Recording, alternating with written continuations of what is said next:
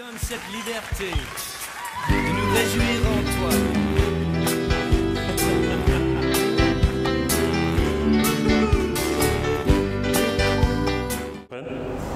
Bonjour les Daniel, c'est M. Serge de la 5e année aux SSV. Aujourd'hui en histoire, nous allons étudier les Bantous, le peuple Bantou. Mais on sait très bien que moi, tel que je suis là, je suis un Bantou, un Moutou. Nous sommes tous des Bantous. Et pourtant, la fois passée, on a étudié avec vous en histoire les premiers occupants de la RDC. Ce n'étaient pas les Bantous. Mais qui sont-ils alors? D'où viennent-ils? C'est ce que nous allons apprendre aujourd'hui. En fait, les Bantous, ce sont des peuples africains qui parlent la langue bantou. Pour commencer, dans toute une langue maternelle ici, comment est-ce qu'on désigne l'homme, un homme, pour l'appeler en lingala? On l'appelle comment? Pour l'appeler en kikongo, en chiluba. Vous allez certainement me dire Moutou, Moutou, Moutou. Il y a toujours les suffixes là, tout qui rentre, qu'on écoute. C'est là que provient le nom Bantou. En fait, les Bantous sont donc tous les Africains qui parlent cette langue, ces langues-là Bantou. Ils viennent de l'Afrique du Nord. Ils viennent de l'Afrique du Nord. Aux environs, l'Afrique est là, la carte de l'Afrique est là.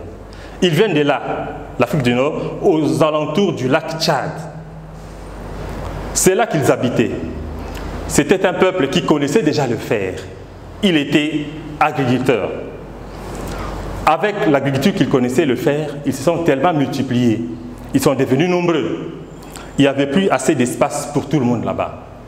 Vu aussi qu'avec le temps, il y a eu dessèchement du Sahara. Ils étaient contraints de quitter les lieux à la recherche d'autres terres où aller cultiver. C'est ainsi que vous allez voir qu'ils ont quitté l'Afrique du Nord ici. Ils sont venus vers l'Afrique centrale, la RDC, l'Angola, le Gabon, l'Angola, partout. Alors, ils sont arrivés, mais quand ils sont arrivés, cette partie de la RDC là était déjà occupée. La fois passée, on a parlé des premiers occupants, qui sont les Pygmées.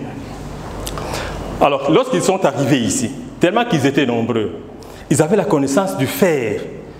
Ils se sont donc imposés sur les Pygmées.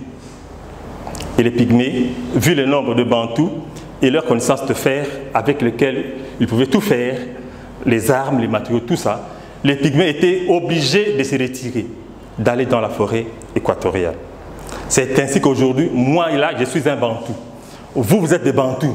Nous nous retrouvons ici en RDC, alors que la RDC était premièrement d'abord occupée par les Pygmées. Mais les Pygmées ne sont pas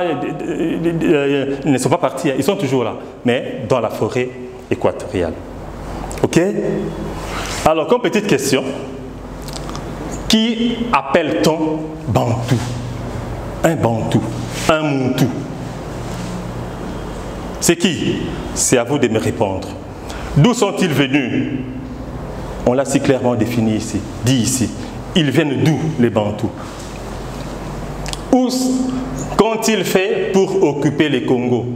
Parce qu'avant qu'ils n'arrivent, il y avait déjà les Pygmées qui étaient ici. Comment est-ce qu'ils ont procédé pour occuper le Congo? Donc bref, je répète que les Bantous, on appelle Bantou tout Africain qui parle les langues Bantou, où l'homme est désigné par le suffixe tout. Je sais que tu écoutes ça. Comment est-ce qu'on appelle l'homme dans ta langue maternelle? Moutou. Moutou, c'est un Bantou, contrairement aux autres langues. Ils viennent d'où? De l'Afrique du Nord, aux environs du lac Tchad. C'est ainsi qu'ils sont venus jusqu'ici. Et aujourd'hui, nous, vous et moi, nous sommes les Bantous. Et nous sommes là où, premièrement, étaient occupés par les Pygmées. Merci beaucoup. À la prochaine. Mais n'oublions pas que la pandémie continue à être là. Il faut toujours respecter les mesures barrières, la distanciation, le port obligatoire des masques et sans oublier les désinfectants. Merci beaucoup. À la prochaine.